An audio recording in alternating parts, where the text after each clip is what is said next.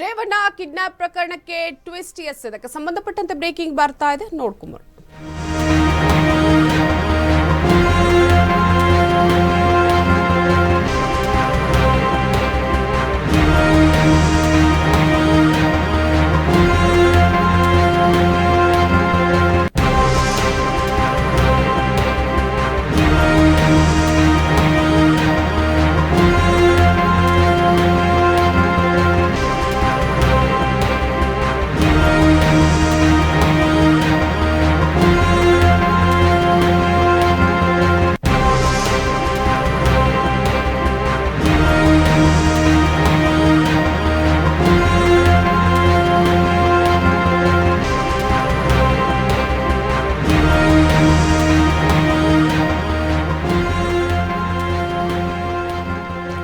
Revanna kidnap ಪ್ರಕರಣಕ್ಕೆ twist SIT ಸುಪರ್ದಿಯಲ್ಲಿ ಇರುವಾಗಲೇ ಸಂತ್ರಸ್ತೆ ವಿಡಿಯೋ ಲೀಕ್ ಆಗಿರುವಂತದ್ದು.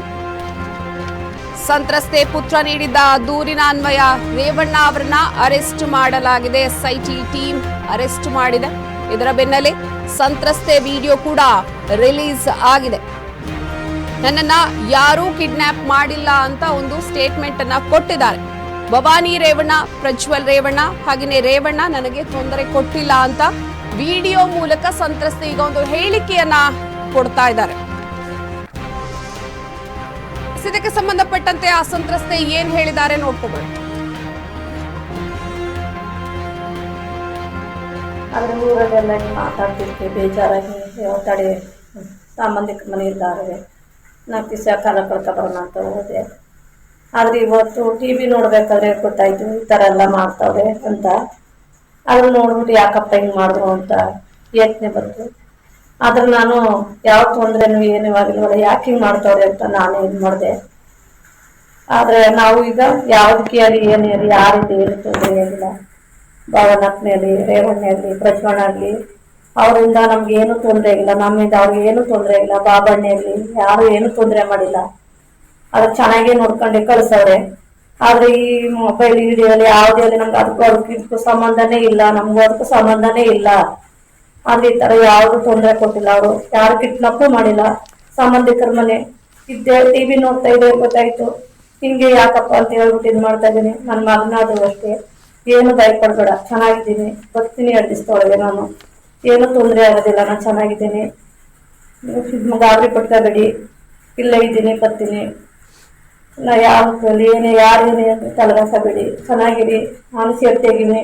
ಅವ್ರಲ್ಲಿ ಏನು ನಮ್ಗೆ ತೊಂದರೆ ಆಗಿಲ್ಲ, ಅವರು ಕಿಡ್ನಾಪ್ ಮಾಡಿಲ್ಲ. ಈ ಮೊಬೈಲ್ದಲ್ಲಿ ಯಾವ್ದು ಸಂಬಂಧನೇ ಇಲ್ಲ.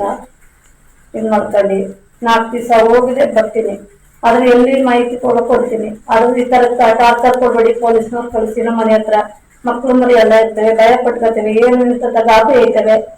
ಆದ್ರೆ ಕೊಡಬೇಡಿ, ನಾವು ಕೂಲಿ ಮಾಡ್ಕೊಂಡು ಜೀವನ ಸಾಕೋರು, ನಮ್ಮ ಹೊಟ್ಟೆ ಮೇಲೆ ಇದು ಮಾಡಬೇಡಿ. ನಾಳೆ ಸ್ವಲ್ಪ ಬಂದು ಹೋಯ್ತಲ್ಲ, ಮಕ್ಳು ಏನನ್ನಿಲ್ಲ, ಅಕ್ಕಪಕ್ಕ ಏನನ್ನೋದಿಲ್ಲ, ಕೂಲಿ ಮಾಡ್ಕೊ ತಿನ್ನೋರಿಗೆ ಒಂದು ನೆಮ್ಮದಿಯಾಗಿ ಕೂಲಿ ಮಾಡ್ಕೊ ತಿನ್ನೋರು ಬಿಟ್ಬಿಡಿ. ಅಂತ ತೊಂದ್ರೆನೂ ಯಾರಿಂದ ಏನು ತೊಂದರೆ ಆಗಿಲ್ಲ. ಅಂತ ತೊಂದರೆ ಆದಾಗ ನಾವೇ ಬಂದು ನಿಮ್ಗೆ ಹೇಳ್ತೀವಿ. ಆ ರೀತಿ ಯಾವುದು ತೊಂದರೆನೇ ಇಲ್ಲ.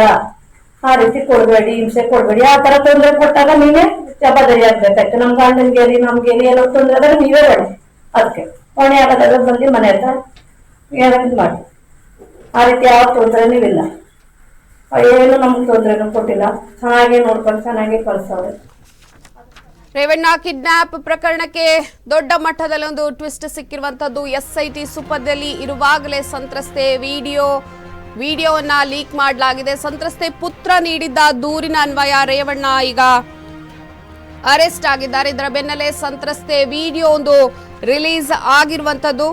ನನ್ನನ್ನ ಯಾರು ಕಿಡ್ನಾಪ್ ಮಾಡಿಲ್ಲ ಅನ್ನುವಂತಹ ಸ್ಟೇಟ್ಮೆಂಟ್ ಅನ್ನ ಸಂತ್ರಸ್ತೆ ಕೊಡ್ತಾ ಇದ್ದಾರೆ. ಭವಾನಿ ಅವರ ಕಡೆಯಿಂದಾಗ್ಲಿ, ಪ್ರಜ್ವಲ್ ರೇವಣ್ಣ ಕಡೆಯಿಂದಾಗ್ಲಿ, ಹಾಗೇನೆ ರೇವಣ್ಣ ಅವರಿಂದ ನನಗೆ ಯಾವುದೇ ರೀತಿಯ ತೊಂದರೆ ಆಗಿಲ್ಲ ಅಂತ ವಿಡಿಯೋ ಮೂಲಕ ಸಂತ್ರಸ್ತೆ ಒಂದು ಹೇಳಿಕೆಯನ್ನ ಕೊಟ್ಟಿದ್ದಾರೆ.